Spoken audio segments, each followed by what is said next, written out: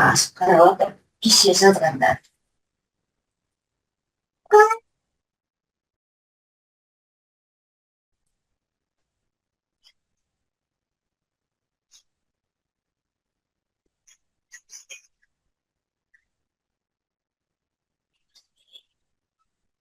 Recording in progress.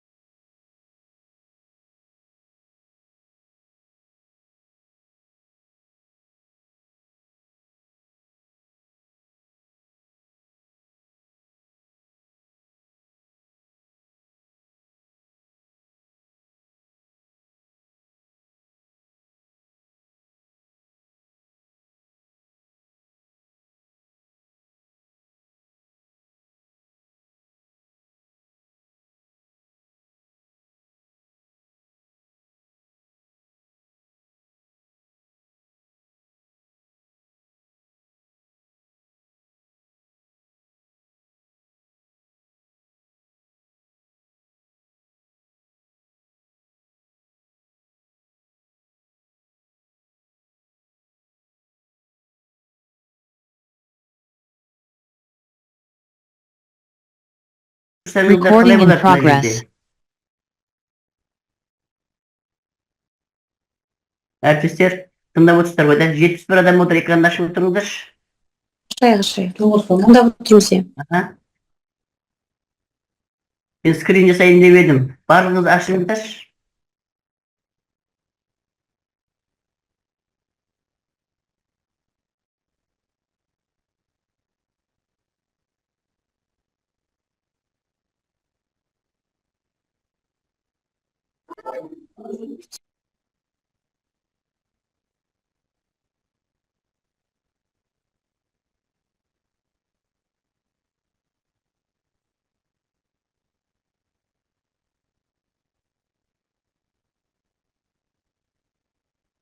Толық аштық та? Рахмет.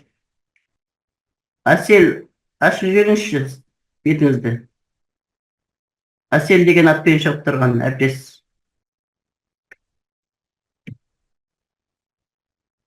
Жетінші мектеп.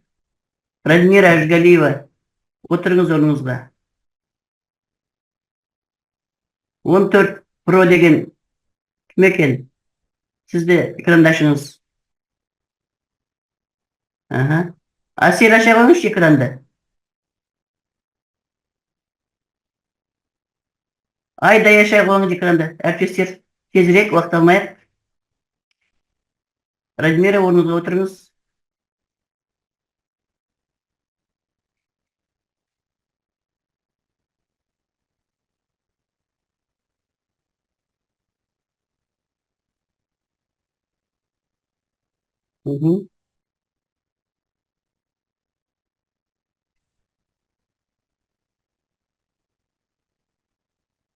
Әсел, неге ашып қоясыз? Әсел.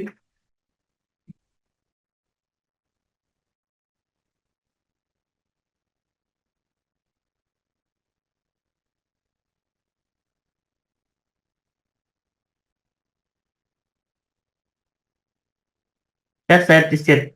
Енді келесі сөз кезегін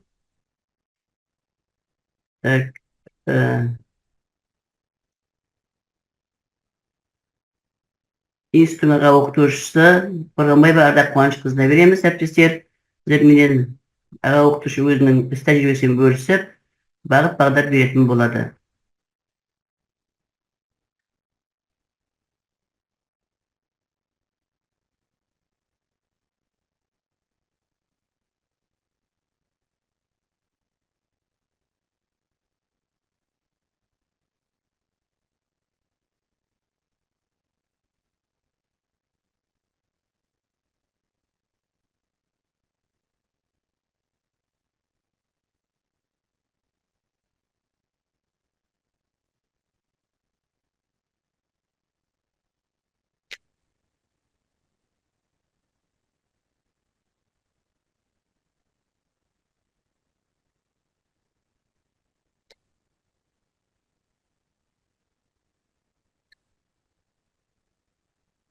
Әріптестер, сәлематсыздар ма?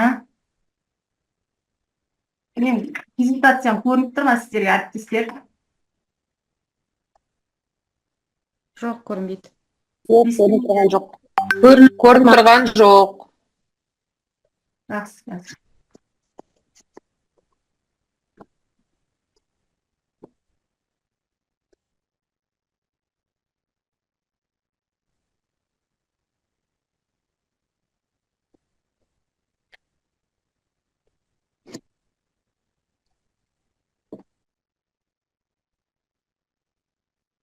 Көрініп тұр ма, әріптестер?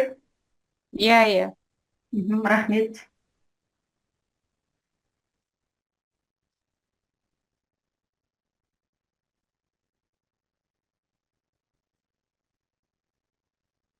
Жақсы, әріптестер, мен өзімді таныстырып кететін болсам, мен Қорғанбаева Ардақ Қуанышқызы, өрлеу біліктілікті арттыру ұлттық орталығының Маңғыстау облысы бойынша педагогика және пәндік әдістер кафедрасының аға оқытушысы, педагог, шебер. Бүгін өзімнің іс тәжірибемде, яғни осы уақытқа дейін мен мектепте жұмыс жасаған уақыт кезде осы әдістемелік, яғни құрал жазған болатынмын. Соны ішінде айта кететін болсам, 5-ші сыныптың әдіштану факультативтік курсына арналған, мұғалімдерге арналған, соның ішінде әдістеме жазып, республика көлемінде таратылды. Және осы жазу барысында қандай қиындықтарға және қандай жетістіктерге жеткенімізді осы жерде тоқталып кетемін. Әрі қарай авторлық бағдарлама педагог үшін қаншалықты қажет деген сұраққа жауап беретін болсақ, ең бірінші өздеріңіз білесіздер, қазіргі таңда зерттеуші және шебер педагог міндетті түрде авторлық бағдарлама жазып, оны облыс және республика көлемінде таратып жатса, ал соңғы бұйрықта шыққандай сарапшы және модератор категориясын арыз берген педагогтеріміз мектепте және қала ауданда осы іс тәжірибесін таратуына болады. Және яғни мүмкіндік әрі қарай әртүрлі байқауларда авторлық бағдарлама, біз әртүрлі байқау, яғни үздік авторлық бағдарлама, соның ішінде Маңғыстау облысының педагогтер көтермелеу барысында облыс әкімінің 500 мың теңге көлеміндегі берілетін сыйақысы осы сияқтысының ішінде 12 бағыттың ішінде осы үздік әдістеме деген ішінде жалпы байқау бар. Әрі қарай сабақ барысында, яғни біз авторлық бағдарлама әдістемелік құралдарды сабақ барысында өзіміз осы жазып шыққан, тағайындаған авторлық бағдарламамыз, әдістемелік құралымыз тәжірибе болып таратылып, біздің әрі қарай жұмысымыздың өрлеуіне мүмкіндік тудырады. Әрі қарай авторлық бағдарлама түрлеріне тоқталатын болсақ, біздің әріптестеріміз көбінесе жалпы авторлық бағдарлама деген не, соның ішінде әдістемелік құрал деген не екеуін ажырата алмай жатады. Сол үшін мына жақта сіздерге көрсетіп қойдым. Яғни оқу әдістемелік кешен. Авторлық бағдарламаның түрлеріне тоқталатын болсақ, автор бірнеше. Яғни бұл жерде оқу әдістемелік кешен, мысалы білім стандартына сай, мына мұғалімдерге әдістемелік кешен ұсынылады. Бұнда автор бірнешеу, ал оқулық стандарт негізінде оқушыға бағытталған автор бір немесе бірнеше, яғни біз оқулықты авторлық бағдарламаға жатқыза аламыз. Ал элективті курс, вариативті бөлік автор екеуден аспайды. Шама келсе негізінен біреу болған жақсы. Әрі қарай әдістемелік құрал, яғни мұғалімге арналған нұсқаулық. Жаңа айтып кеткеніміздей оқулық оқушыға бағытталған болса, әдістемелік құрал мұғалімге арналған нұсқаулық.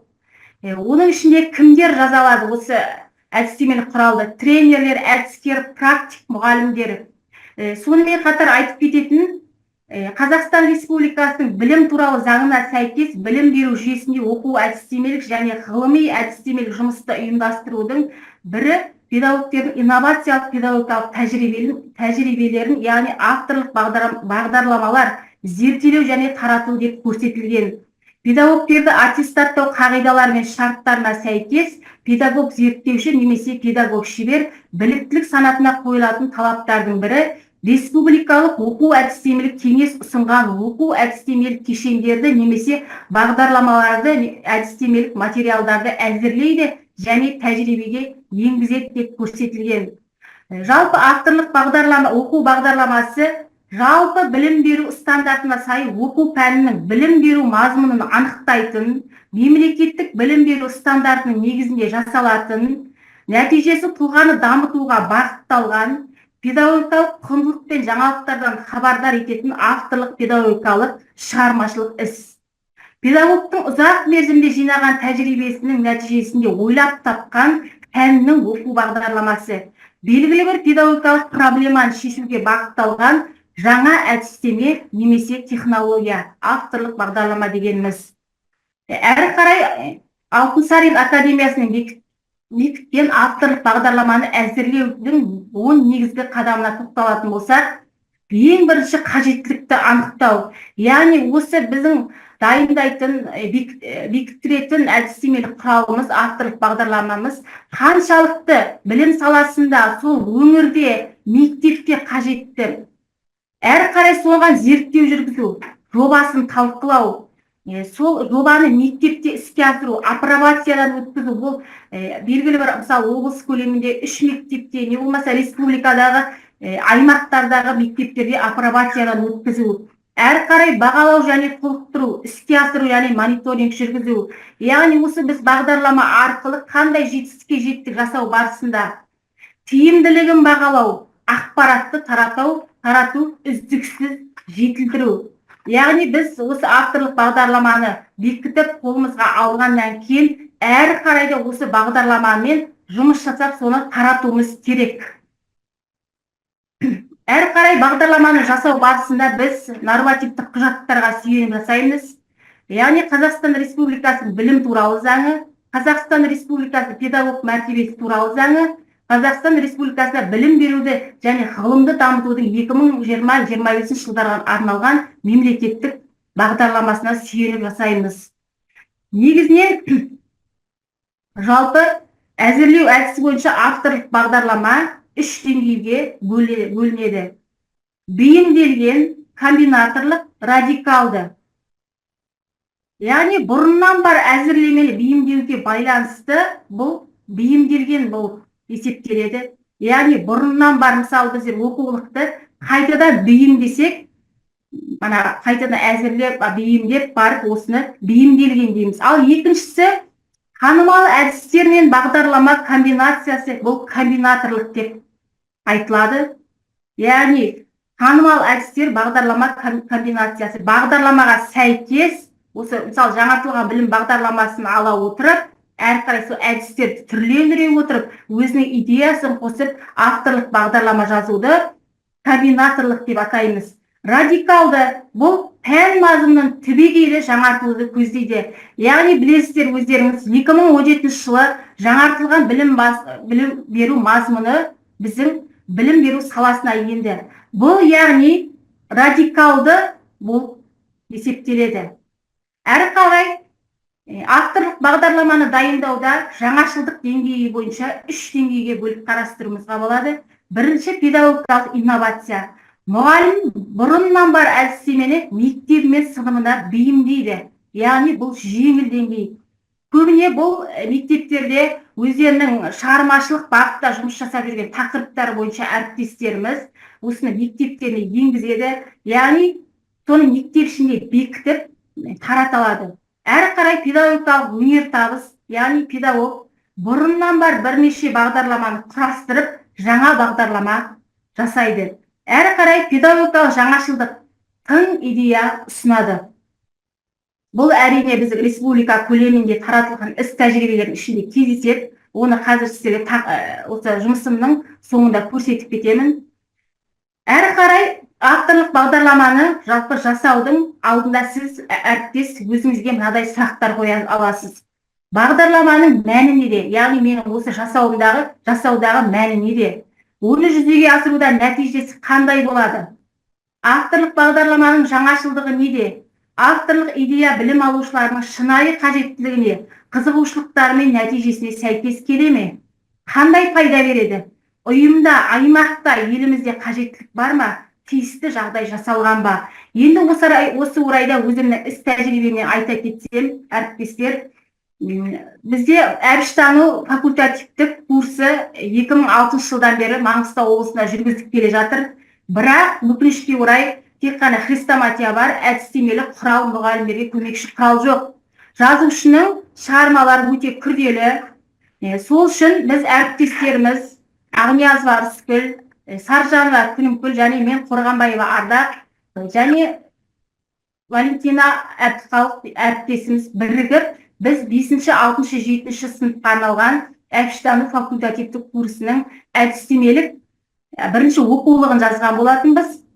Бірақ республикаға барған кезде өкінішке орай бір оқулықта 4 автор бола алмайды деп бізді жаңа 5-ші сыныпты мысалы маған, 6-шы сыныпты Күнімгүл әріптесімізге, 7-ші сыныпты Рыскүл әріптесімізге бөліп барлығымызды жеке автор ретінде және бұл жерде оқулық емес, әдістемелік құрал ретінде алуды бізге ұсыныс білдірген.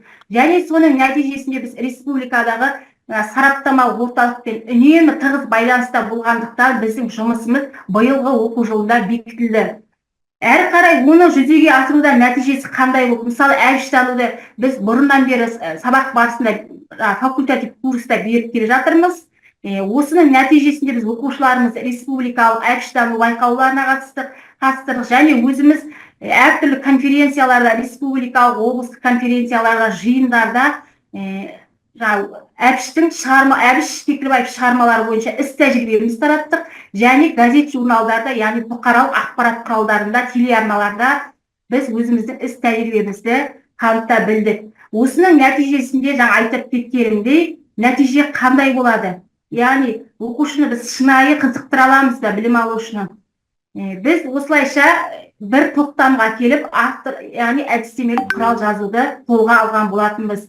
Енді ұйымда, аймақта, елімізде қажеттілік бар ма деген сұраққа келетін болсақ, біздің көрші өңірімізде Ақтөбе қаласында Әбіш Кекілбаев атындағы мектеп лицейі бар екен. Сол жерде Әбіш Кекілбаевтың шығармаларын оқыту мақсатында, қамту мақсатында факультатив курс жүргізіледі. Яғни біз сол әріптестермен етене байланыса отырып, өзіміздің авторлық жұмысымыз, яғни әдістемелік құралымызды ұсындық. Енді авторлық бағдарламаның сипатына келетін болсақ, ең бірінші авторлық бағдарламаны мана айтып кеттім, неден бастау керек, яғни сұрақ қою өзімізге. Әрі қарай енді құжатқа көшетін болсақ, біз жасаған бағдарламамызды, яғни әдістемемізді туралы түсінік хат, бағдарлама туралы қысқаша ақпарат береміз ең алғашқы беттерінде. Яғни бұл бағдарламаның өзектілігі қандай, мақсаты қандай, негізгі мақсаты, нақты міндеттері қандай, әрі қарай күтілетін нәтиже, яғни күтілетін нәтиже міндетімен байланысты болу керек. Әрі қарай авторлық бағдарламаның мазмұны, яғни сіздер мазмұны да, мысалы, бірінші тақырып қандай, екінші тақырып, яғни бірінші бет, екінші бетте біздерде оқулықта соңында тұратын еді ғой. Ал бұл жерде біз авторлық бағдарлама жазған кезде алғашқы беттерінде көрініс табады. Авторлық бағдарламаны күнтізбелік тақырыптық жоспары. Егер сіздер 34 сағатқа құрылған, мысалы, пизаға дайындау, оқушыны моделға дайындау, не болмаса олимпиада жұмыстарына, олимпиадаға дайындау, ұбт-ға дайындау деп алатын болсақ, бұл жерде күнтізбелік тақырыптық жоспар. Бізде де сол сияқты әбіштану бойынша күнтізбелік тақырыптық жоспар болды. Әрі қарай авторлық бағдарламаның әдістемелік сүйемелдеуі. Бұл жерде, яғни сіздер қандай әдіс тәсілдерді қолдандыңыз, соларды келтіресіздер. Әрі қарай пайдаланылған әдебиеттер тізімі. Бұл жерде тағы да әріптестер айтып кететініміз, облыстық оқу әдістемелік, не болмаса аудандық қалалық білім бөлімдерінің оқу әдістемелік орталығында осы авторлық бағдарламаны жазу бойынша сараптамалық кеңестің бекітілген арнайы ережесі бар. Болмаса мен сіздерге салып жібере аламын. Әрі қарай біз қалай бастаймыз? Білім беру мекемесінің толық атауы ең бірінші бетте, бағдарламаны бекітуге жауапты қызметкердің аты жөні, қызметі, бағдарламаның атауы, бағдарлама авторының аты жөні, қала, аудан атауы, жасақталған жылы. Жаңа айтып өткендей, мен сараптамалық кеңестің арнайы бекітілген ережесінде осы нәрселер барлығы көрсетілген кесте бойынша. Және оқу тақырыпты жоспар, бөлімдер, сағат саны, құжаттар тізімі. Яғни сіздер әріптестер, бұл бекітпес бұрын сіздер құжаттар тізімін дайындайсыздар. Ең бірінші өтініш жазасыздар. Егер сіздер мектепте тарататын болсаңыздар, мектебіңізге жазасыздар. Аудан көлемінде тарататын болсаңыздар, аудандық, ал аудан қала болса өзіңіздің қала аудандарыңыз. Ал республика жазатын болсаңыздар, бірінші облыс арқылы сіздер өтіп, яғни өтінішіңізді облыс мақұлдаса, республикаға сіздерді, яғни сараптауға жібереді. Әр қарай портфолио, яғни сіздер жасаған әдістемелік құралыңызды, яғни авторлық бағдарламаңызды осы электрондық тасымалдағышта сақтап жібересіздер. Жарияланымдар, кеше бір әріптесім айтады, мен олимпиада бойынша маған хабарласып, менің осы осал тұсым олимпиада. Мен олимпиада бойынша жетістікке жеткім келеді дейді. Мен айтамын, енді сіздің қандай идеяларыңыз бар десем, енді бастайын деп отырмын дейді. Сіздің жетістігіңіз жоқ, бірақ олимпиададан сіз авторлық бағдарлама жазғым келеді дейді. Сіз қандай тәжірибеңізді сонда жазасыз деп мен ол кісіге сұрақ қойдым. Ол яғни тәжірибеден өтпеген нәрсені әріптестер, біздер авторлық бағдарлама, әдістемелік нұсқаулықтар жаза алмаймыз. Бұл жерде тоқталып кететініміз жарияланымдар. Мана мен айтып кеткенімдей, әбіштану бойынша біздер Әбіш Кекілбаевтың шығармашылығын зерттеу бойынша ғылыми жұмыстар жаздық, мақалалар жаздық, осыларды жарияладық. Әрі қарай антиплагиат, мына жерде сіздерге сілтемесін көрсетіп қойдым. Яғни ұлттық мемлекеттік ғылыми техникалық сараптама орталығы міндетті түрде бұл жұмысыңыздың сіздің антиплагиат, яғни көшірмесі жоқ екенін дәлелдеу мақсатында біздер Алматы қаласынан осы сараптамалық орталықтан өткіздік. Яғни ақылы түрде антиплагиаттан өткіздік. Әрі қарай рецензия, 2 рецензия бейіні бойынша ғылыми дәрежесі бар педагог пен педагог шеберден. Біз республика көлемінде тарататын болғандықтан университеттерден және көрші өңірлерден, облыстардан педагог шебер, педагог зерттеушілерден рецензия алдық. Әрі қарай акт толтыру, яғни кемінде білім беру ұйымында енгізу, яғни апробациядан өткізу міндеттеледі. Мен сіздерге айтып жатқаным, әріптестер, бұл республикалық көлемде таратылатын авторлық бағдарлама, әдістемелік құрал жөнінде. Бірақ қала, облыс көлемінде таратылатындардың да барлығында жалпы мазмұны осындай. Келесі облыстық сараптамалық кеңес отырысының төрағасы мен хатшысы қол қойылған хаттама, бұл яғни республикаға кететін құжат, жеке іс парағы, жетістіктер, кадр қызметінің жұмыс орны бойынша расталған жеке парағы, нәтиже, оқушылардың жетістігі, білім сапасының көрсеткіші. Яғни осы біз әбіштану бойынша қандай жетістіктерге жеттік, оқушыларымыздың білім сапасы, осының барлығы мониторинг бойынша көрсетілді. Парағымызды да оны сканерлеп жіберген болатынбыз. Енді әрі қарай антиплагиаттың сіздерге үлгісін көрсетіп кетейін. Сараптама орталығына арнайы қол қойылып, біз 4 авторға осындай анықтама берілді. Бұл 1 ай көлемінде қаралды. Антиплагиат 2022 жылы алдық. Әрі қарай жалпы инновациялық педагогикалық технологиялық тәжірибелерді, яғни авторлық бағдарламаларды зерделеу және тарату барлық деңгейде тегін жүргізіледі. Ақылы, яғни бекітілген біздің бағдарламамыз республикадан бекітілсе, бұл тегін жүргізілуі тиіс. Мектеп деңгейінде тиімді деп бағаланған авторлық бағдарлама әрі қарай сол мектептегі басқа педагогтер немесе басқа білім беру ұйымдарында қолдану үшін ұсынылады. Мектептегі бұл жұмысты мектеп директорларының орынбасары, білім беру ұйымының пәндік әдістемелік бірлестігінің меңгерушісі жүргізеді.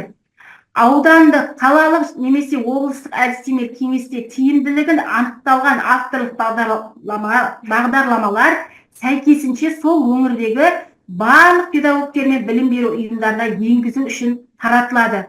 Бұл жұмысты әдіскерлер жүргізеді.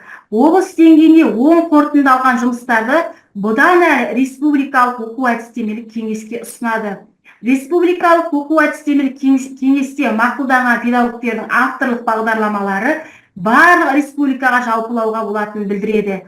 Педагог бұдан әрі авторлық бағдарламасын конференциялар, семинарлар, тағы да басқа шаралар мен заманауи коммуникациялық құралдардың көмегімен таратады. Бұны әріптестер сіздерге не үшін айтып отыр? Міне алдарыңызда биылғы оқу жылында 24-25 оқу жылында 4-ші қыркүйек алдарыңызда 4-ші қыркүйек деп тұр кестеде әр жылы, яғни өзінің әдістемелік құралын бекітуге ұсынған әріптестеріміздің жұмыстары алдарыңызда тұр. Міне мысалы, мына жерде біздердің 171, 172, 173 көріп тұрсаңыздар, 5-ші, 6-ші, 7-ші сынып бойынша біздің әдістемелік құралымызда осы тізімнің ішінде, яғни бекітілгендігі туралы бұл анықтама. Қандай тақырыпты алуға болады? Міне үлгілер тұр, қарасаңыздар болады. Мысалы, қазақ тілі бойынша жазылым, эссе түрлері мен жазылу жолдары деген әдістемелік құрал дайындауға болады екен. Алаш мұраты тәуелсіз Қазақстан тақырыбындағы 8-ші сыныпқа арналған факультативтік курс. Келесі шағын ғылыми жоба жазудың жолдары, сыр әдебиеті, бастауыш сынып оқушыларының функционалдық сауаттылығын дамытудағы тиімді жолдары, жыраулар поэзиясы ақындардың мөлдір бастауы, шәкәрімтану авторлық бағдарламасы сияқты, және елтану және саяси география біздің маңғыстаулық әріптесіміз Бегейбай Динаның көмекші оқу құралы жарық көрген. Байназаров Қуаттың маңғыстаулық әріптесіміз картография әлеміне шолу авторлық бағдарламасы.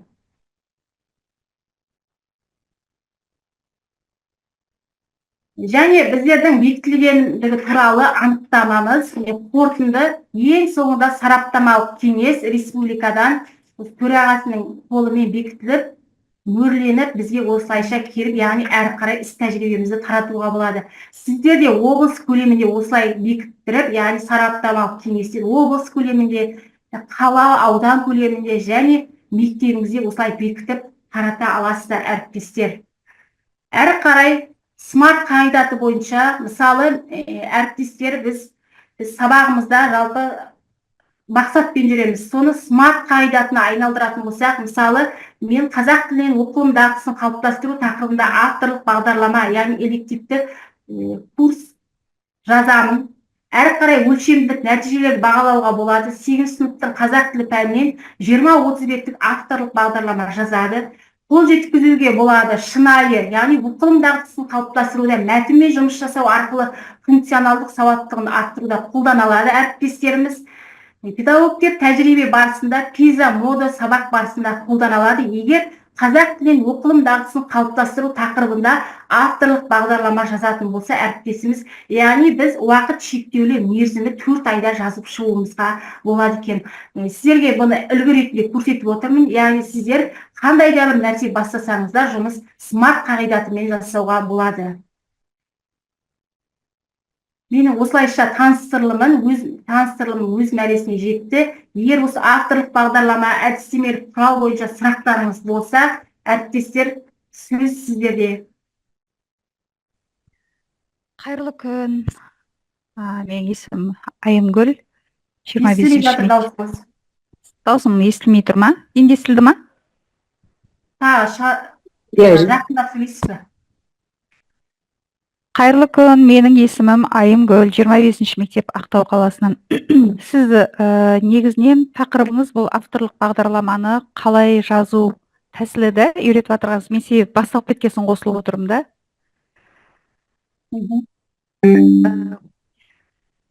Бұл жерде енді мысалы титул парағын жазғанда, манағы мекеменің атауын жазғаннан кейін неше enter түсу керек, соның барлығы түгіл бүйтіп толық түрде, жүйелі түрде жеткізілсе деген ғой, мана сіз көрсетіп едіңіз ғой бір слайдта. Сол титул парағының рәсімделуінің өзінде мысалы көптеген ережесі бар да оның өзінің. Одан кейін тақырыпты таңдау, мысалы мектептің мұғалімдері қатысып отырса, бұл жерде онда 399 бұйрыққа сәйкес тақырып таңдалады. Егер біздер мысалы ол тақырыпты кәдімгі мемлекеттік стандартта оқытылып жатырған тақырыптың ішінен алатын болсақ, онда ол тақырып атауының мысалы неше сөзден тұратыны ол міндетті емес. Ал егер де былай мектептен тыс алатын болсақ, ол міндетті 8 сөзден құралу керек деген барлық несі айтылу керек та, себебі көп мұғалім осыны білмейді қалай жазылу керек екенін да. Рахмет. Соның барлығын айтып өткен жақсы болады не деп қарап отырғаным ғой мен. Мен сіздерге жаңада тағы айтып кеттім, сараптамалық кеңестің арнайы республикадан бекітілген құжат бар, қалай дайындалатындығы туралы. Соны сіздерге саламын. Я болмаса облыстық, қалалық, аудандық оқу әдістемелік орталығында бар. Оның барлығын көрсетіп отыруға мен басқа да әріптестердің сөз сөйлейтін болғандықтан мен қысқартып айтып отырғаным. Егер сол сіздерге нақты құжат сол, қалай дұрыс айтасыз әріптес, бізде жазатын кезде кімнен ақыл кеңес сұрайтынымызды білмей, қазіргі таңда актуальды тақырып осы әдістемелік авторлық бағдарлама жазу деген кеңінен таралып жатыр. Біз ол кезде сұрайтын әріптестеріміз болмады, кімнен сұрайтынымызды қателесіп 5 жыл дегенде бекіттірдік. Қазір енді арнайы құжат бар, оны сіздерге жібере аламыз. Басқа әріптестер сұрақтар. Саламатсыз ба? Жаңа электронный портфолио бірне айтып едіңіз ғой. Соны жаңағы электронный портфолио қандай құжаттар болу керек екенін. Жаңа өтініш, сосын екіншісі портфолио. Электронный тасымалғашта не болу керек? Бұның барлығы мен құжаттар тізімі, жаңа айтып отырғаным сараптамалық кеңестің бекіткен құжаттарының ішіне осы тізімдер бар. Мен сіздерге тек осының ішіне былай нақты, маңызды нәрселер көрсетіп отырмын. Әрқара рецензияның үлгісі, пікірдің үлгісі барлығы соның ішінде бар, құжаттың ішінде. Протокол, хаттама, екі рецензия, сосын өз авторский программа болу керек, сосын удостоверение керек па? Удостоверение, публикация. Барлығы болу керек. Біз осының барлығын сол сараптамалық кеңестің бекіткен құжаттар тізімі бойынша жасап отырдық. Мысалы, неше мақаланы жарияланды, осы бойынша неше іс тәжірибе тараттық. Мысалы, мен осының алдында өрлеу біліктілік арттыру орталығынан 2020 жылы әбіштану факультатив курсына арналған мұғалімдерге көмекші құрал қысқа мерзімді жоспарды бекіткен болатын, бұл облыс көлемінде. Ал оны әрі қарай дамыту мақсатында мен республика көлемінде жандандырып, оны бекіттірдім. Әдістемелік құрал ретінде бұл жерде. Яғни біз әдістемелік құрал авторлық бағдарлама жазбас бұрын бірнеше қадамдардан өтуіміз керек. Жетістік бар, мақала жазу бар, басқа да. Яғни іс тәжірибеміз таратылуы керек. Жақсы, рахмет. Кешіресіз әріптес, сіздің сұрағыңызға мен жауап бере қояйын. Жаңа сіз екінші құжаттар тізімінде портфолио электрондық тасымалдағышта не болады деп сұрақ қойдыңыз ғой. Оның ішінде сіздің электронды удостоверениеңіздің тұрады, сонымен бірге дипломыңыз тұрады, дипломыңыздың женесі тұрады, сосын санатыңыздың жаңағы сертификаты тұрады, куәлігі, санат куәлігі, сосын өзіңіздің жетістіктеріңіз, соның барлығы осы электронды портфолионың ішінде тұрады. Электрондық тасымалдағыш деп тұр ғой. Сіз соны сұрап отырсыз ғой, иә? Иә, соны сұрап жатырмын. Иә. Өзіңіздің құжатыңыздан түгел құжаттар тұрады ғой. Категория, сосын жаңа не айттым, удостоверение, диплом, дипломыңыз, санатыңыз, тағы не зат, еңбек кітапшаңыз, грамота, жетістіктеріңіз, соның барлығы осының ішінде тұрады. Жақсы, рахмет. Әріптестер, бұл нақты барлығы не бойынша реттен тұру керек. Оны саламыз. Бұл жерде қысқаша айтып отыр, мына жерде құжаттар тізімі. Келесі әріптес. Рахмет.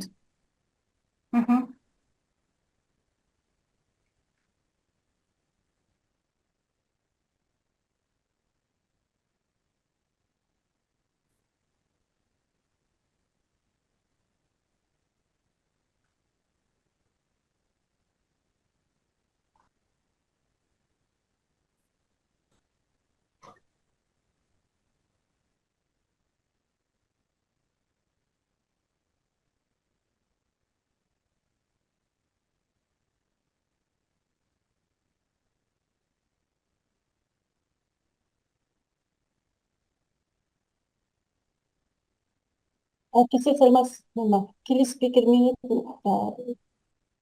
массагрин ба?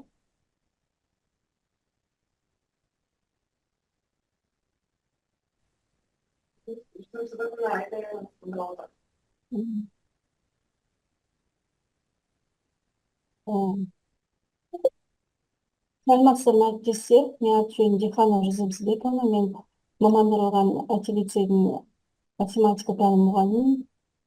Мен тақырыбым требования к разработке учебно-методического комплекса, программы методических материалов. Менің выступлением орыс тілінде болады. Когда мы готовимся к проведению аттестации, к аттестации педагогов, мы опираемся на приложение к приказу министра посвящения Республики Казахстан от 25 февраля номер 32 и опираемся на правила условия проведения аттестации педагогов. И опираемся на приложение педагогов и с оцениванием материалов портфолио педагога. Аттестация педагога на квалификационную категорию педагог и педагог-модератор. Значит, педагог и педагог-модератор, они могут разработать и внедрить дидактические материалы, это сборники заданий, разработки уроков, занятий, мероприятий, рабочие тетради, тренажеры или учебные методические пособия или методические рекомендации. Отличие в том, что на квалификационную категорию педагог эти УНК это рекомендует методическим советом организации образования, то есть школы. Если это у нас педагог-модератор, то все эти учебно-методические комплексы должны быть рекомендованы учебно-методическим советом отдела образования района или города. Меня естественно, да? Извините, пожалуйста, у вас вообще не слышно, если... Дауысы жоқ қой.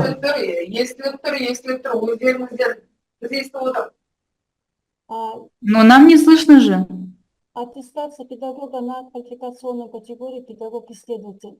Вот здесь, когда педагог исследует, то учитель может Плохо слышно. внедрять учебные методические пособия, методические рекомендации или авторские программы. Если мы подаем на педагога-мастера, то разрабатывает и внедряет авторские программы.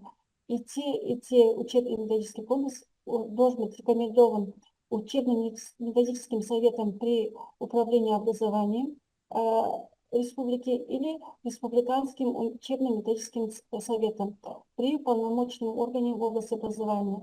В данный момент это является Национальная академия образования имени Алтынсарина. И если мы перейдем к структуре программы, это именно авторская программа, то при составлении авторской программы мы должны придерживаться этих 7 пунктов. Но если мы разрабатываем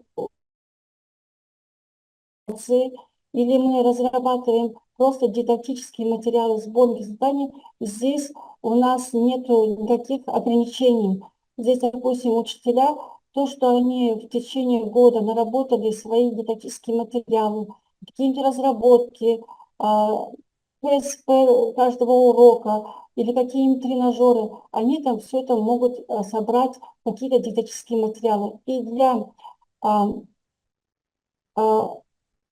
для того, чтобы это все собрать в один материал дидактический, то здесь никаких таких ограничений нет. Для составления именно авторских программ у нас есть структура этой авторской программы. Структура состоит из 7 пунктов. Это объяснительная записка, содержательная часть, нормативная часть, информационно-методическая часть, методические указания по организации обучения, список использованной литературы для учителей и учащихся, приложения. Вот мы должны придерживаться этих 7 пунктов. И объяснительная записка, что она должна содержать. Эту часть программы составить по следующему алгоритму. Обязательно цель, задача, предмета. Обязательно должна быть актуальность данной программы, то есть важность и необходимость. Научно-методический уровень работы, то есть новизна, насколько инновационна эта программа. Или есть уже существующие программы, но есть какие-то новинки. Дальше, научность программы, ее новая образовательная парадигма, соответствие философии, методологии, психологии и новейшим достижениям методической науки и практики. То есть научность программы обязательно нужно учитывать и направленность. Она должна быть направлена не только на формирование личностного развития обучающихся, но и на развитие воспитания. Здесь можно учитывать национальные ценности, которые мы развиваем в учащихся. Можно вот эти моменты здесь указать.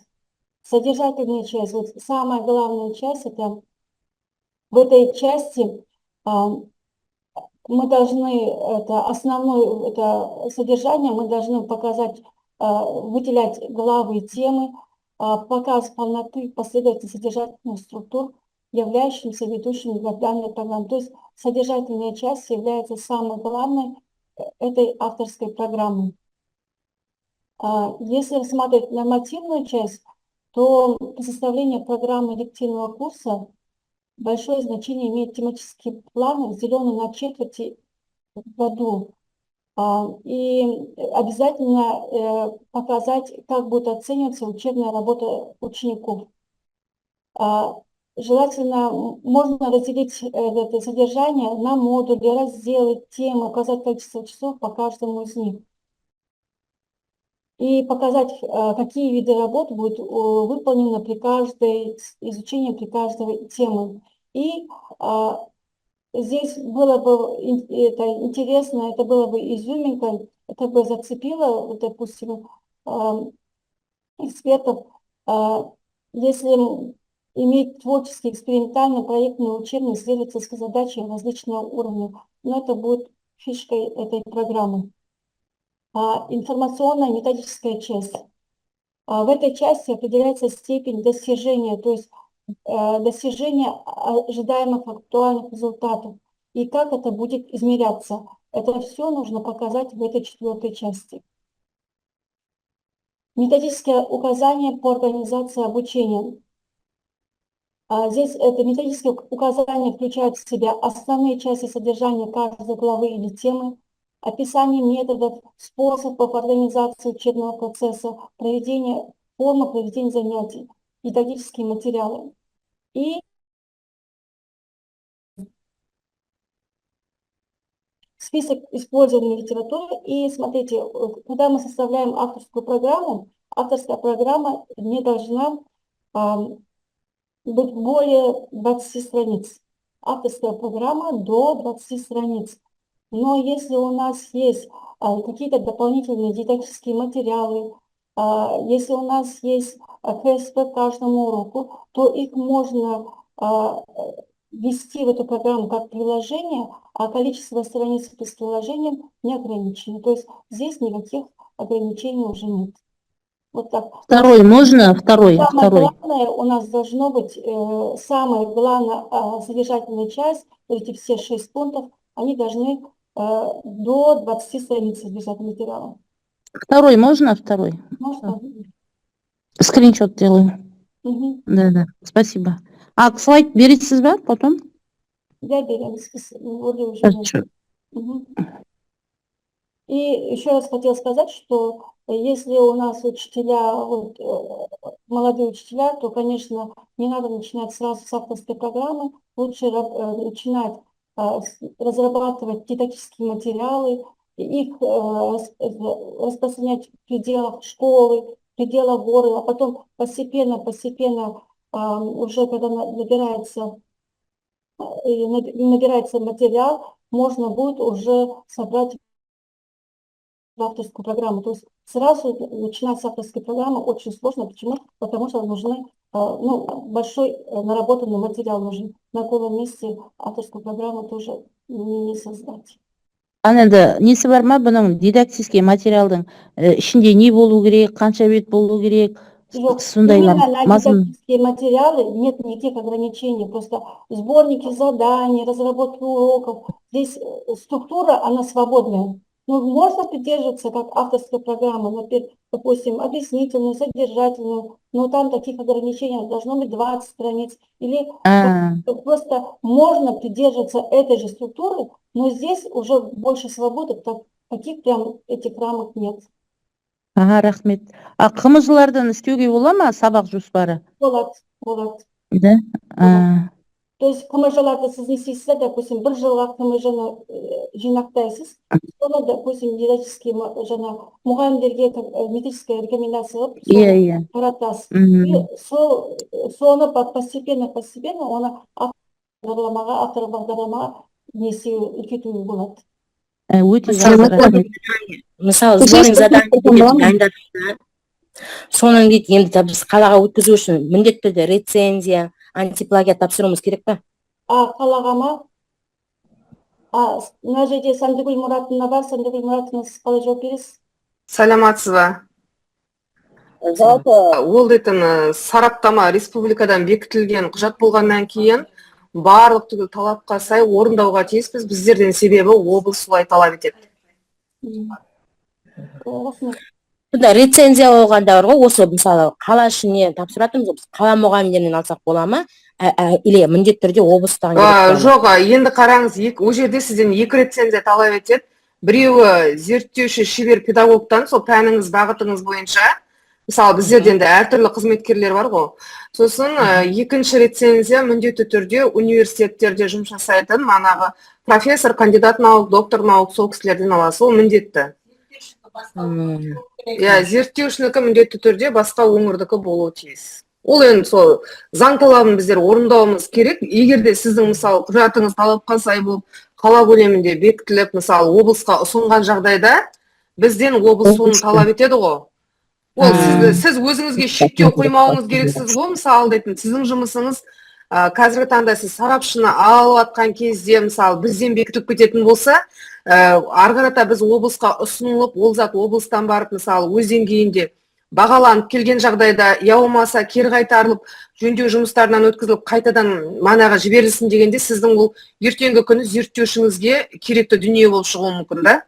Сондықтан оны дейтін, манаға барлық құжаттарды толықтай түгендеп жібергеніңіз әрине дұрыс. Басынан бастап сонда конкретно қылып жинау керек болып тұр ғой. Басынан бастап әрине. Модератордан бастап құжатпен мұқият жұмыс жасап үйрену керек болып тұр ғой. Енді педагог болып жұмысқа қабылданған кезде бұрын әдіскерлеріміз біздерге айтатын еді ғой, сіздің шығармашылық тақырыбыңызды таңдаңыз, осы бағытта осындай жұмыс жүргізіңіз. Сол бағыттағы жұмысымыз мықты болу керек болып тұр ғой кез келген педагогтың. Мана осы кезге дейінгі Ардақтың да айтып жатқан, жүзімсіздігімнің да айтып жатқан жұмыстарының негізінде ол дейтін сол педагогтың өзінің шығармашылық жұмысының бағытындағы манағы жасап отқан жұмыстың негізінде туындайтын дүниелер болып тұр ғой, мысалы сол баламен жүргізілген жұмыстарының нәтижесінде келіп шығатын өзінің өн бойынан өткізген дүниесіне бар туындайтын дүние да бұның бәрі. Рахмет.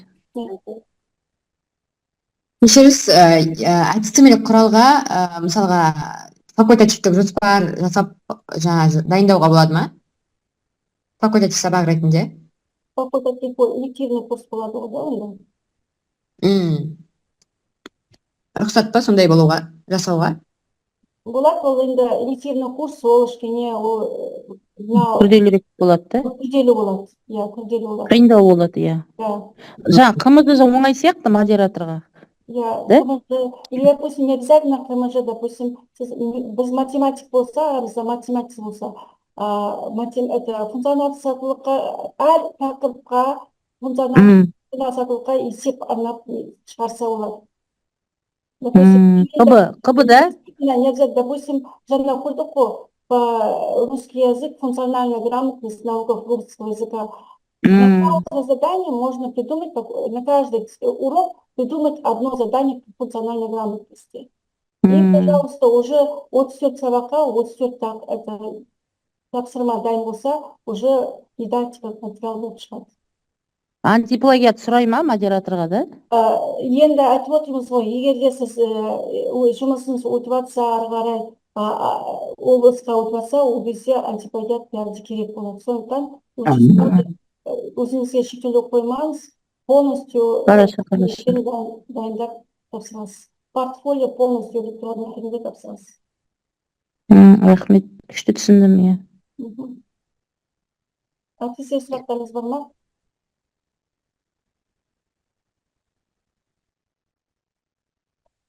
Сұрақ жоқ, жақсы түсіндік.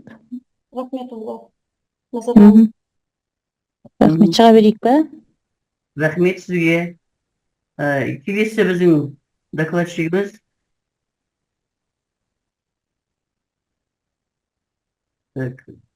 институттың аға оқытушысы Сахарбаева Марал Әділкерейқызы. Марал Әділкерейқызы, қосыла қойыңыз.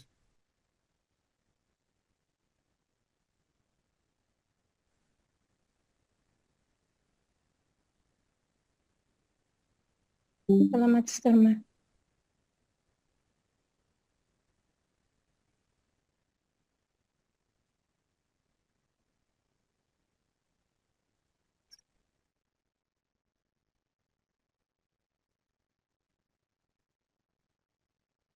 Организаторлық бере қоясыз ба?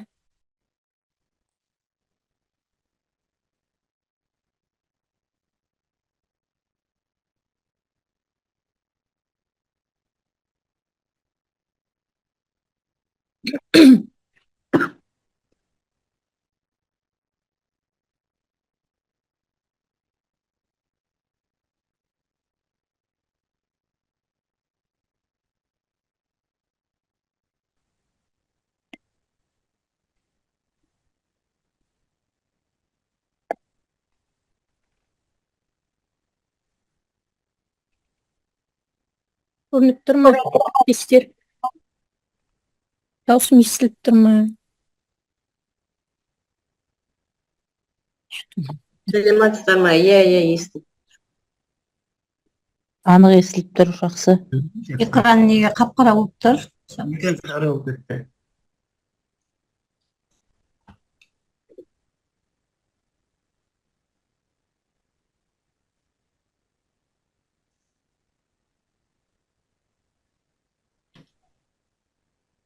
Қазір.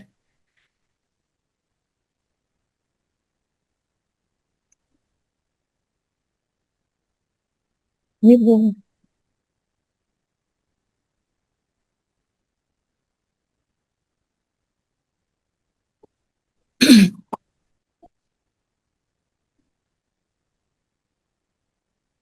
Әріптестер, экранды ашып отырыңызшы.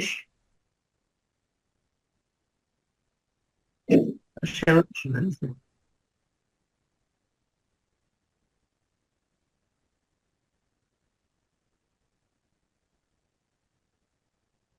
Барлығы экранда шашты, әріптестер. Қазір әріптестер кішкене техникалық ақау болып жатыр менде.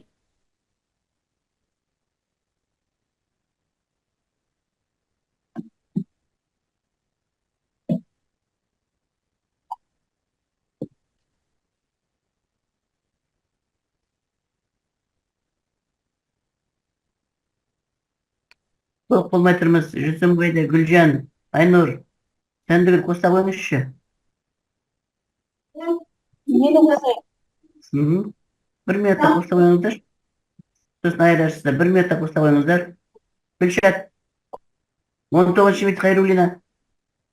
Айнұр, Сәндігүл.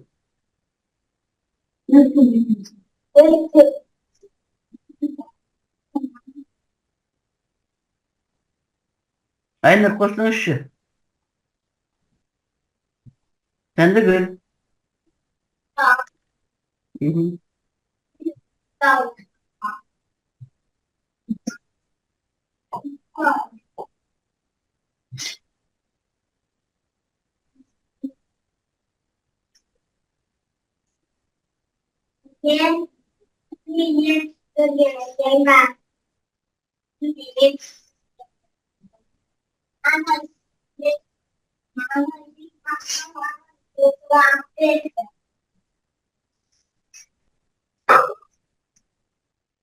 Әріптестер, бір минутта өтініш, бір минутта кідіре тұрайық.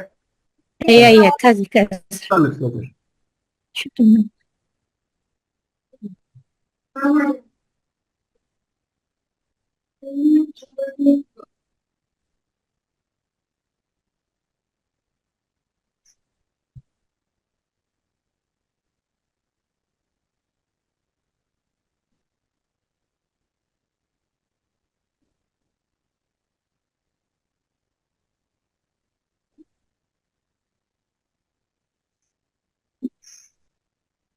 Менде әлсіз болып тұр, білмеймін не. Интернет әлсіз. Марал, жоғары көтерілді қойыңыз. Қосылды ма? Жақсы, бастайын деп жатырмын. Иә. Қосылса.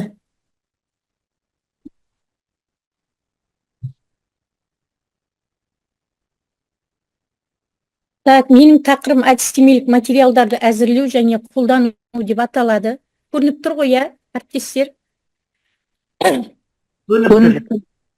Кетті онда. Оқу әдістемелік кешен, оқу процесінің маңызды элементі болып табылады. Олар оқуды құрылымдауға көмектеседі, ақпаратты ұсынудың біркелкі стандартын қамтамасыз етеді, және оқытуды да оқушылардың материалды қабылдауында жеңілдетеді. Оқу материалдары дегеніміз не? Оларды қалай дұрыс дамытып, оқытуды қолдану керектігі туралы қарастырамыз.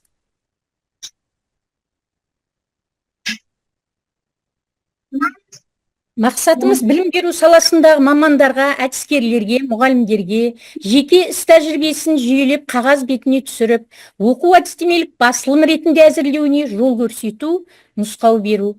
Міндетіміз болашақ авторларға оқу әдістемелік басылымдарды, оның ішіне кіретін оқу әдістемелік құралдар, оқу әдістемелік нұсқаулықтар, әдістемелік әзірлемелер, анықтамалықтар, дидактикалық материалдар әзірлеу, жазу туралы нақты жүйелі түсінік беріп, оларға қойылатын жалпы талаптармен таныстыру.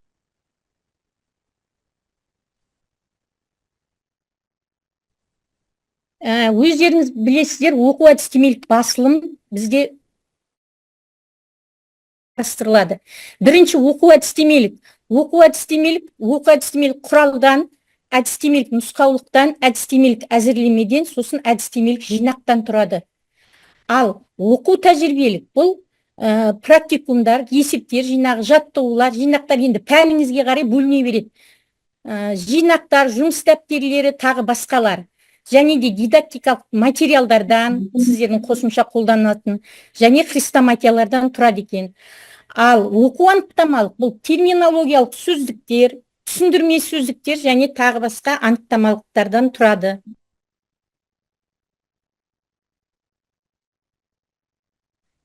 Оқу әдістемелік басылымдардың міндеті не? Не үшін бізге қажет? Қазір бізде мұғалімдердің арасында осындай әңгіме көп. Не үшін біз жазамыз? Не үшін бізге біреу жазып бермей ма деген сияқты әңгімелер көп.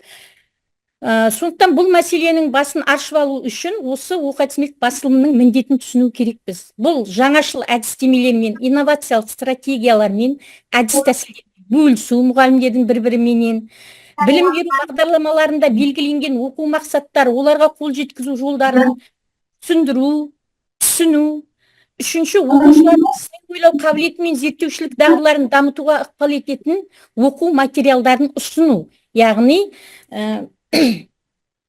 оқушыларды дамытатын мұғалімдердің өздері, сондықтан дамытатын материалдарды іздеу ол өздерінің қолында. Және де озық педагогикалық тәжірибені қорыту, тарату. Таратамыз сосын. Себебі ол тарамай, іс тәжірибе тарамай, сіздің әріптесіңіз үйренбейді. Келесі, енді осы мәселелердің әрқайсысына тоқталайық. Оқу әдістемелік басылымдардың жаңа 4 түріне тоқталып кеттік. Соның біріншісі бұл әдістемелік құрал. Әдістемелік құрал белгілі бір академиялық пәнді, немесе пәннің кейбір бөлімдерін оқыту әдісімен ерекшеліктерін көрсетуге, сіз ол жерде бір пәнді түгел алуыңызға болады, бір пәннің бетін көрінбей тұр ма? Мына жер ашылмай қалған екен.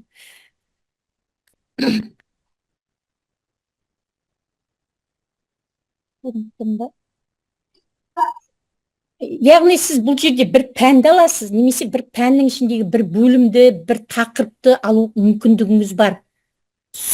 Бұл құралдың ерекшелігі практикалық бағыттылығы, әріптестер. Яғни мұғалім өзінің педагогикалық қызметін ұйымдастыруына бағыт беруге, оларға нақты әдістемелік қолдау көрсетуге арналғандығында. Мұндай басылымдарда басты назар оқыту әдістемесі мен әдіс тәсілдеріне аударылады. Соған басымдық бересіздер. Әдістемелік құралда теориялық ақпарат, оларды іс жүзінде қолдану мысалдары, үлгілері, дидактикалық материалдар, иллюстрация, кесте, сызба, сурет тағы басқа қамтылады. Сіздер сұрақ беріп отырдыңыздар ғой алдыңғы спикерде. Осы жерде осының ішіне барлығы кіреді екен. Әдістемелік құралдың міндеті мұғалімдер мен әдіскерлердің теориялық қолданбалы сипаттағы жаңа білімді игеруіне, озық тәжірибелермен танысуына көмектесу болып табылады. Әдістемелік жинаққа келіп тоқталсақ, әдістемелік жинақ бір тақырыппен біріктірілген мақалалар. Әдістемелік материалдар, мысалы, сыни ойлауға арналған материалдар жинағы болса, мысалы, бір 10 мұғалім сол тақырыпта материалдар болса, соны жинақтай қоюға болады. Жинақ. Сабақтар сценарийлері, баяндамалар жинағы, әртүрлі авторлардың материалдарын қамтуы педагогикалық тәжірибені жинақтау үшін пайдалануы мүмкін. Келесі әдістемелік нұсқаулық, яғни бұл енді күрделілеу көріп отырсыздар ма, руководство дейді, яғни бұл жерде белгіліп, егер бұл жаңағы мұғалімнің шеберлігіне байланысты. Яғни ол үшін мұғалім тақырыпты түсіндіре алуы керек. Нақты пәннің маманы болу керек. Белгілі бір пән бойынша жоспарланған сабақтарды немесе сабақтан тыс іс-шараларды өткізу тәртібі мен жүйесін сипаттайтын оқу әдістемелік басылымның бір түрі.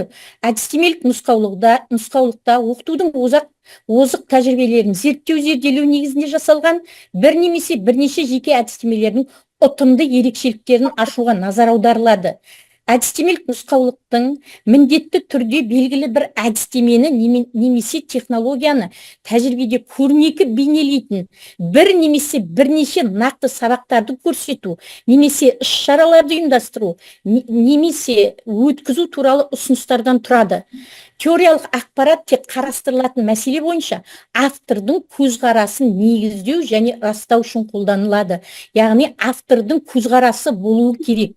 Оқу пәні бойынша сабақ жоспарлары, сабақ конспектілері, практикалық мысалдар қамтылады. Әдістемелік нұсқаулықтар кімге бағытталатыны көрініп тұру керек. Осыған сәйкес әдістемелік нұсқаулардың терминологиясы болады, стилі болады және көлемі болады.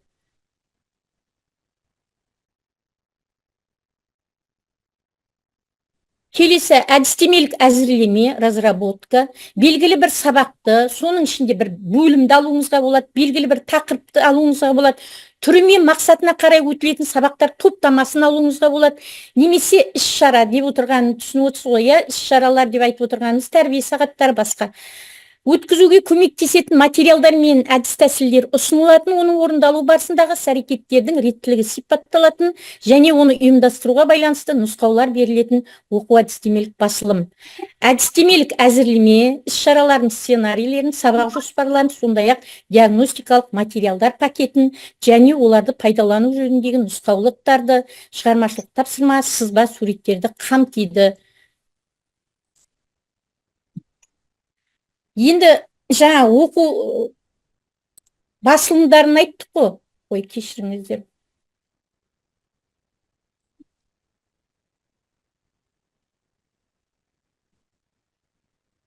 Кетіп қалдым. Оқу тәжірибелік басылымға келіп жатырық енді. Тәжірибелік басылымның қандай ерекшелігі бар? Бұл енді кішкене өзгешелеу. Оқу тәжірибелік басылым бұл өтілген оқу материалдарын игеруге, пысықтап бекітуге ықпал ететін белгілі бір тақырыптар бойынша білім мен дағдыларды қалыптастыруға, шоғырландыруға бағытталған тапсырмалар мен жаттығулардан, сондай-ақ теориялық білімді нақты жағдайларда қолдану тәсілдері мен әдістеріне үйрететін құралдар.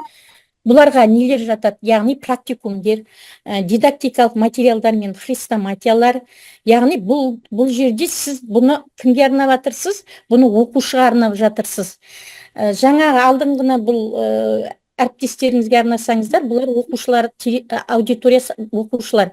Оқу тәжірибелік басылымдарда есептер, тапсырмалар, жаттығулар, дидактикалық материалдар, мәтіндік материалдар, музыкалық шығармалардың ноталар, тағы басқа пәнге байланысты жазыла беретін, тағы басқалар.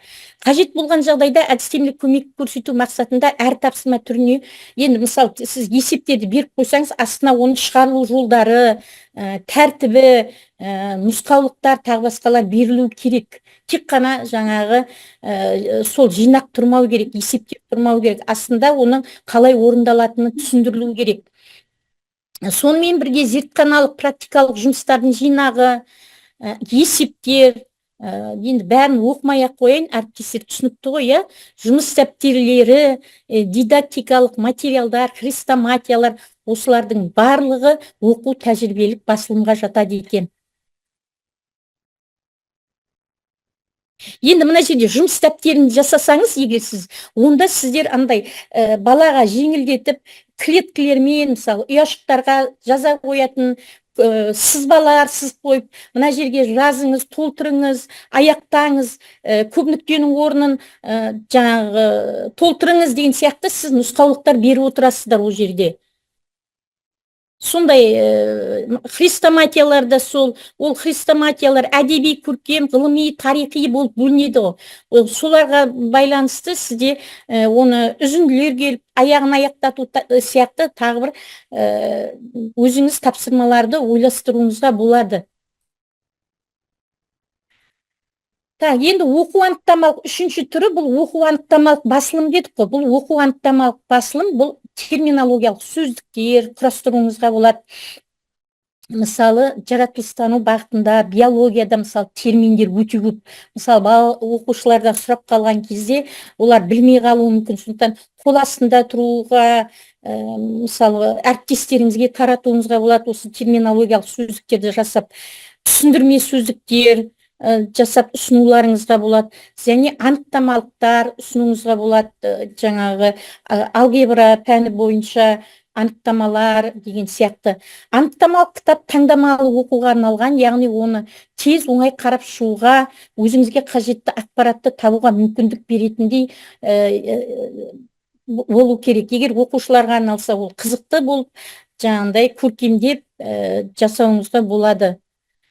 Енді осы үшеуіне ортақ, үш басылымға ортақ элементтер не?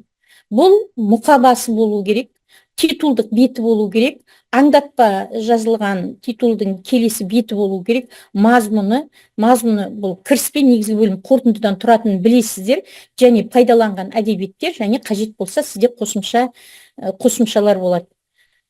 Енді мұқаба мен титулдық бет, бұның жоғарғы жағына қай мекеме, қай ұйым оны ұсынып отыр, сол атау көрсетіледі де, астына авторлар көрсетіледі. Енді бізде бұл авторлар және құрастырушылар болып бөлінеді.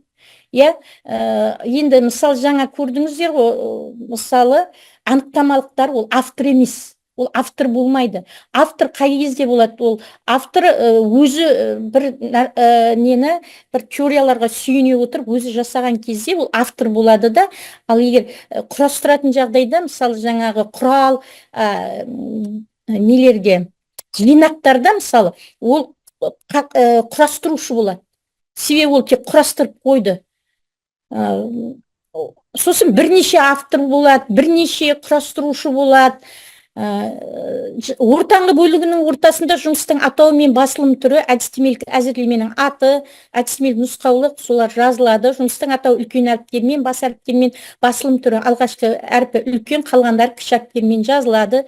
Төменгі бөлігінің орнына қала, аудан атауы, қай неден, қаладан шықты, қай жылы шықты, сол көрсетіледі, және тыныс белгі қойылмайды.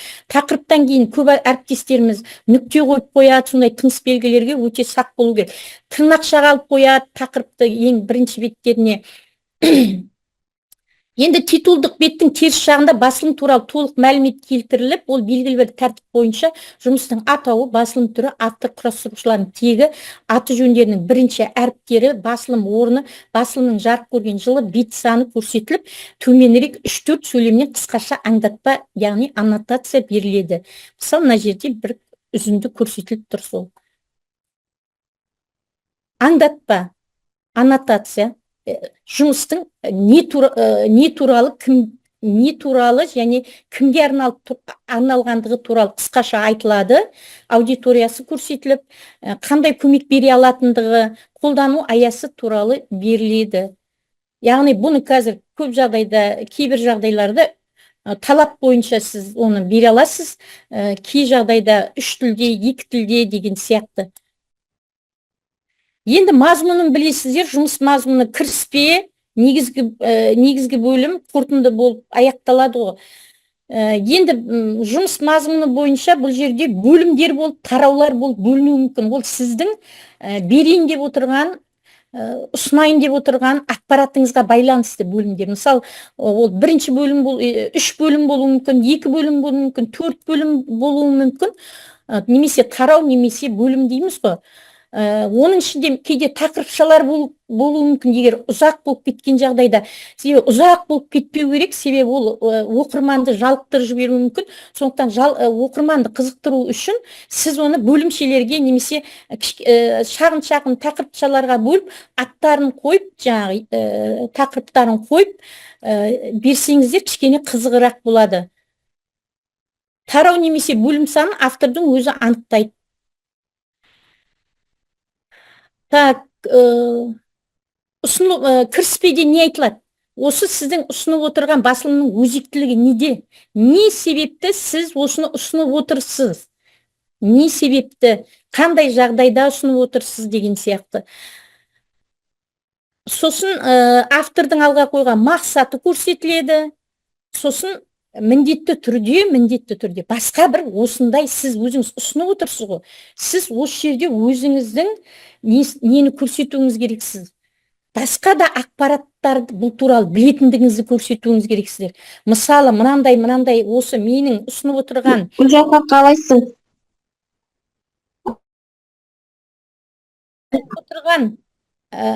ұсынып отырған ақпаратым сияқты мынандай басылымдар бар. Бірақ менің басылымымның одан айырмашылығы, ерекшелігі мынада. Немесе бұндай бұрын ақпарат жоқ, мен бірінші рет мынандайды осыны зерттеп ұсынып отырмын деп, сіз соның ерекше жаңалығын, ерекшелігін ұсынып кетесіз. Ескертіп айтып кетесіз.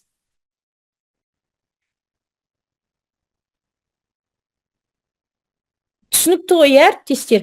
Сосын негізгі бөлім ол міндетті түрде теориялық және тәжірибелік бөліктен тұрады. Міндетті түрде сіз өзіңіздің теория жағынан ол көп болмау керек, көрсетіп отырып, тәжірибеменен жалғастырып отыруыңыз қажет.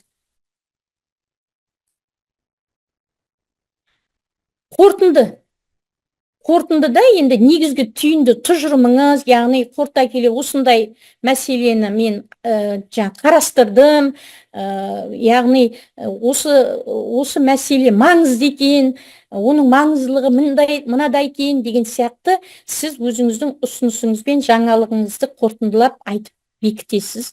Және де пайдаланған әдебиеттер олар әліпби ретімен орналасады. Автор, толық атау, баспа орны және жарық көрген жылы көрсетіледі. Міне. Егер әдістемелік әзірлеме автордың жеке тәжірибесі түрінде болса, яғни бүкіл нәрсе өзінің тарапынан шықса, онда әдебиеттер тізімі қажет емес. Енді жаңа айтып кетті, қосымшалар болады. Ол барлық жерде емес, кейбір жағдайда болады деп айтып кеттік. Олар негізгі мәтінге енбеген, мысалы, суреттер болуы мүмкін. Кейде мысалы суреттер, тағы басқа кестелерді салуға, мысалы, тыйым салынатын жағдайлар болады. Ондай жағдайда сіз қосымша соңғы жақтарына немесе бөлек папка арнап деген сияқты оны қосымшаларды реттілігімен бірінші қосымша, екінші қосымша деп реттілікпен көрсетесіздер. Сілтеме жасайсыздар, авторларын белгілейсіздер. Енді әрқайсысы мына жерде тоқталып кетеміз. Енді жаңағы 3 біздің құрал, руководство деп айтып жатыр қой, солардың ерекшеліктеріне тоқталып кетсек, мына жерде нақтырақ, жаңа мен қысқаша айттым, енді мына жерде нақтырақ айтылып тұр. Енді оны барлығын оқып беру қажет емес шығар деп ойлаймын. Кіріспе, түсініктеме, хат, жаңағы айтқандай 1-2 бет, одан аспау керек. Кіріспе, негізгі бөлім осы мәтіннің 75%-ын құрау керек. Жұмыстың мақсат түріне қарай түрлі бөлімдер, тараулар, мана айтылғандай атауы, саны, берілу тәртібі автордың жоспарына сай анықталады. Логикалық байланыспен реттестіріп отырасыз. Яғни айтайын деп жаңа теория артына, соңына, практика алдына түсіп кетпейтіндей сондай логикалық бірізділік болу керек. Бірінші тарауда мысалы теориялық материалдар берсеңіз, сосын екінші тарауда мысалы сіз жаңағы әдістемеңізді айтайын деп қолданайын деп отқан мысалы әдістемеңізді қарастырсаңыз, үшінші тарауда мысалы сіз тәжірибеңізді қарастырсаңыз, төртте сіз меңгеру деңгейін тексеретін бір бақылау, тест немесе сұрақтар, немесе тағы ойындар, әртүрлі кейстер ұсынуыңыз мүмкін. Теориялық жаңа бөлім енді айтып отырып, жаңағы сіздің қарастыратын мәселеңізге байланысты бір теориялық ақпаратты беріп отырып, талқылап кетесіз. Сонымен бірге міндетті түрде өзіңіздің жеке позицияңыз, көзқарасыңыз ұсынылуы керек. Тәжірибеде бұл жерде сіз жаңағы бөлім мен тақырыптарға сәйкес көрнекі мысалдар, әдістемелік нұсқаулықтар, жаттығу, тапсырмалар, соларды ұсынасыз. Яғни автордың қалауына қарай дидактикалық материалдар, сызба, кесте, сурет ұсынуы мүмкін. Қорытындысы, бұл қорытынды 1-2 беттен аспау керек. Яғни қысқа, нақты, тұжырымды, нәтижелі болуы тиіс. Енді әдістемелік нұсқаулыққа келсек, әдістемелік нұсқаулықтікі өзектілігі маңызды, өзектілігі міндетті түрде көрсетілу керек, мақсаты, күтілетін нәтижесі көрсетілу керек, негізгі бөлім сосын жаңағындай қайталанады. Бір педагогикалық мәселені шешу ғой, бұл жерде мәселе.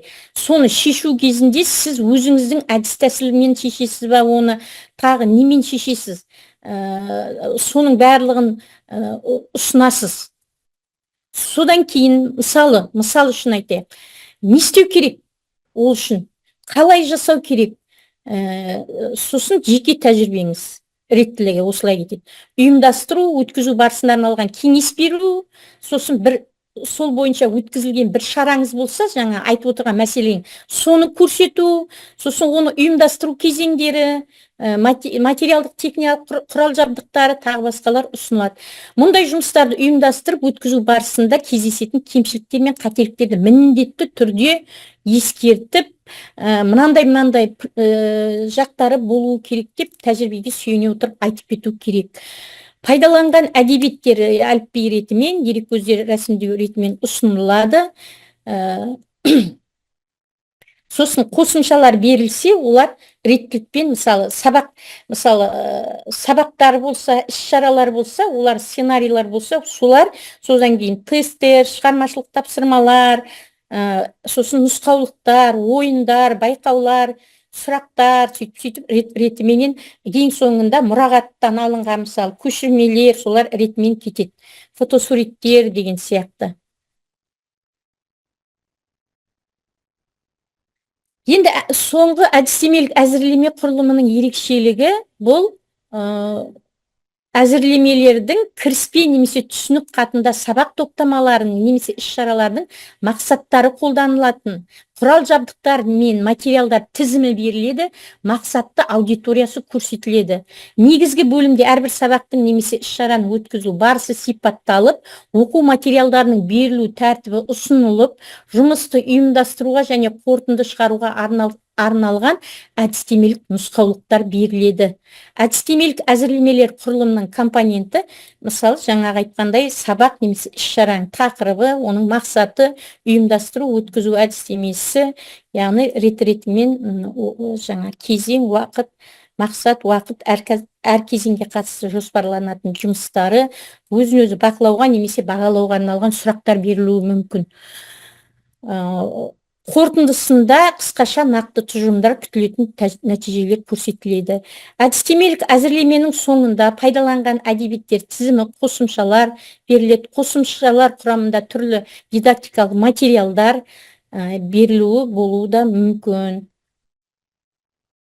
Енді оқу тәжірибелік басылым құрылымының ерекшелігі, енді оқу тәжірибелік басылым бар, оқу әдістемелік жаңағы оқу тәжірибелік басылым бар. Енді бұнда да сол жаңа мұқаба, титулдық бет, мазмұны түсінік хаттан тұрады және негізгі бөлімде манағындай кіріспе негізгі бөлім қорытынды болмайды. Бұл жерде сұрақтар, тапсырмалар, есептер, тест сұрақтары болады. Бұлар енді оқушы арналды деп айттық қой жаңа. Пайдаланған әдебиеттер тізімі және қосымшалар қажет болған жағдайда көрсетіледі. Енді хрестоматиялар басқа оқу практикалық басылымдарға қарағанда ерекше құрылымға ие. Бұл жерде түсінік хатта хрестоматияның мақсаты, қолданылу туралы ақпарат беріледі. Құрылымдық ерекшеліктер сипатталып, мақсатты аудиториясы көрсетіледі. Негізгі бөлімде материалдар ортақ тақырыпқа, яғни немесе оқу мақсатына сәйкес жүйеленіп, топтастырылып, түрлі бөлімдерге бөлініп берілуі мүмкін. Яғни мысалы салт дәстүрлер деп, сосын отан, мысалы, тағы сондай болып бөлінуі мүмкін. Бөлімдердің тараулардың атауы, олардың саны, берілу тәртібі автордың жоспарына сай анықталады және логикалық байланыспен реттестіріледі. Мысалы, бастауыштарға арналған әдебиеттік оқу хрестоматиясын оқу бағдарламасының ортақ тақырыптары бойынша құрастыруға болады. Әдістемелік қолдау ретінде хрестоматияға мәтін алды, мәтін соңғы тапсырмалар, сұрақтар, нұсқаулар ұсынуға болады. Пайдаланған әдебиеттер тізімінде мәтіндер мен олардың үзінділері алынған барлық дереккөздер көрсетіліп кетеді.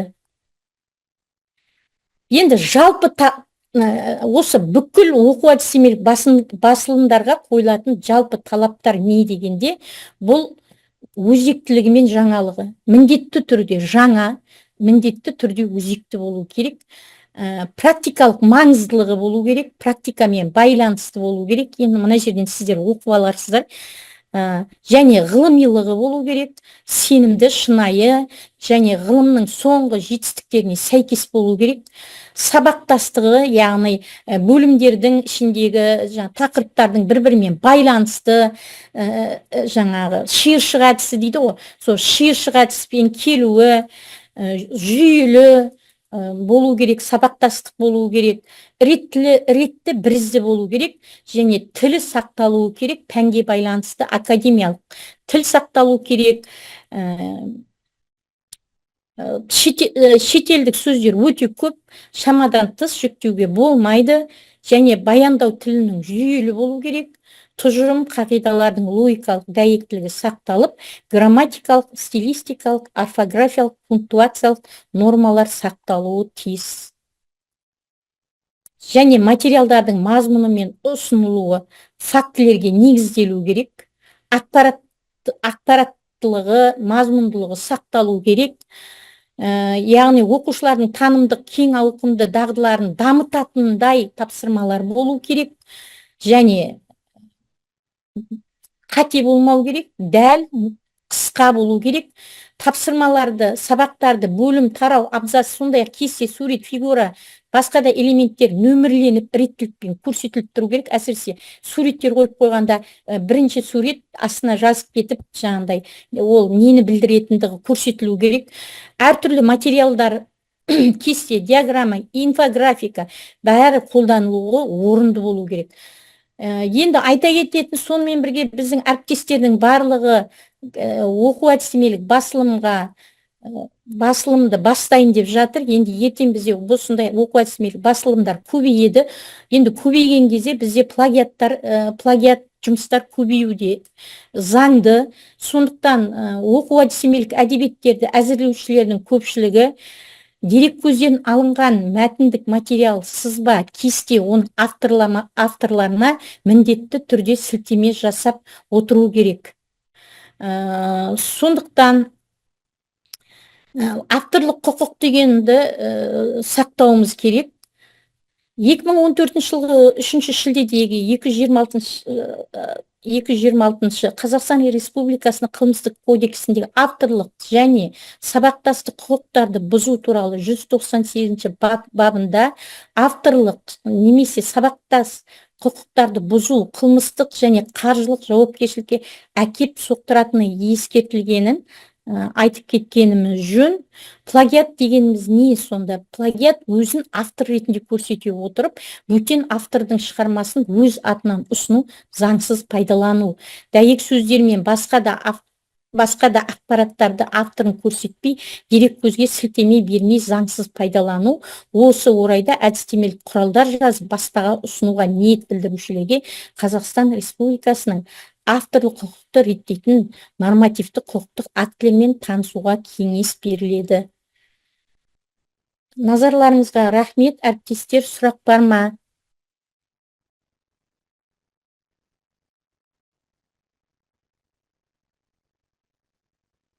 Чатты қарайын. Слайдыңыз жібересіз бе, апай?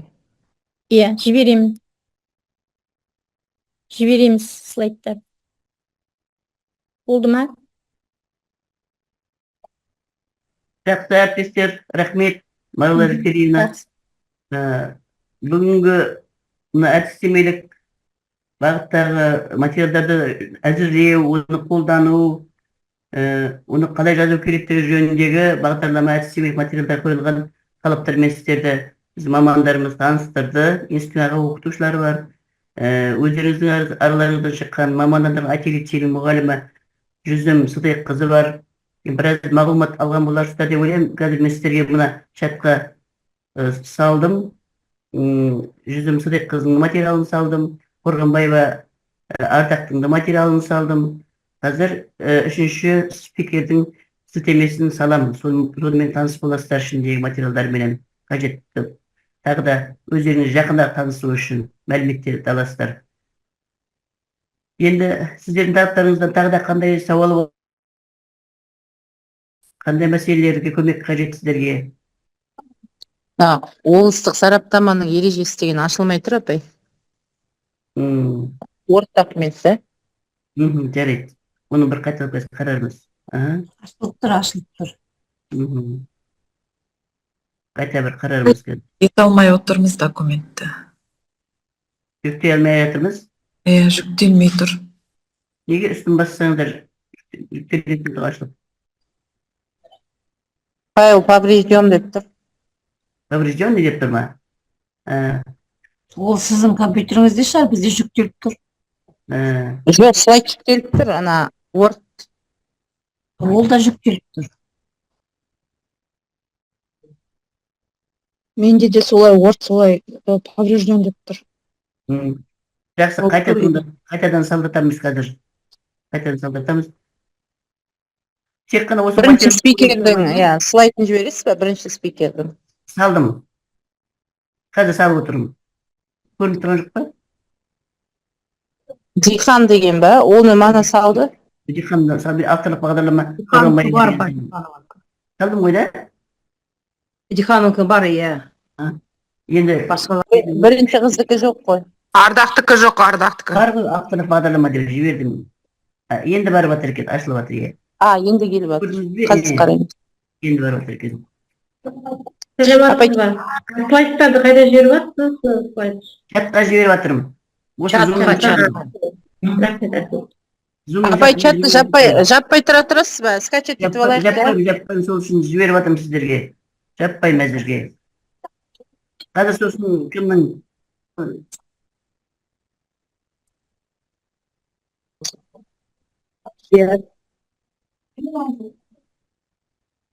қазір мына үшіншісін жібердім. Сілтеме, осы жаңа осы сөйлеген Сақарбай Маралгерейқызының жасаған доклады бойынша осы сілтемені жібердім, осы жерде бар.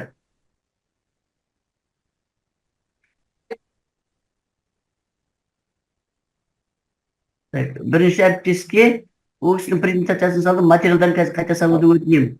Қайта көрсету керек. Не айтылмайды дедіңіз жаңа? Сараптамалық кеңес сервисі ме?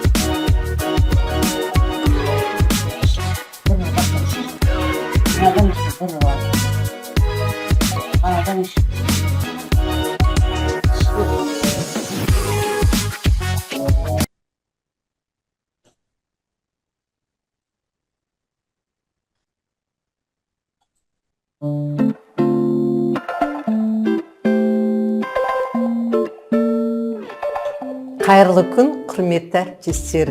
Бүгінгі күні біз педагогтер арасында жиі қойылып жүрген сұрақтарға жауап береміз. Бағдарламаны әзірлеуді неден бастау? Болғаны үш спикер ойдай апай. Қайырлы күн,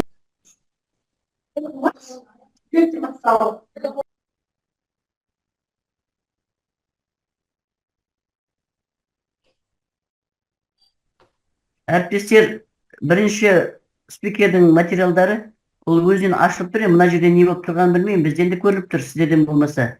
Алтынсарин академиясының сайтында тұр дейді. Сол жерден нақтырақ қарап алсаңыз да болады екен. Сол жерден ала қойыңыздар. Егер өтіна біздің жіберген бойынша ашылмай тұрса. Сіздерден сауал... Қандай программа жасалған? Тұрсынгүл, сауалыңыз бар ма? Жоқ. Түсіндім. Сауал болмаса, уақыттарыңызды бөліп қатысқандарыңызға көп рахмет. Сіздермен өрлеу біліктілер орталығы әр уақытта бірге. Қашанда есігіміз ашық. Сұрақтарыңыз болса қойып, хабарласып, көмектеріңізді аласыздар. Апай кетіресіз.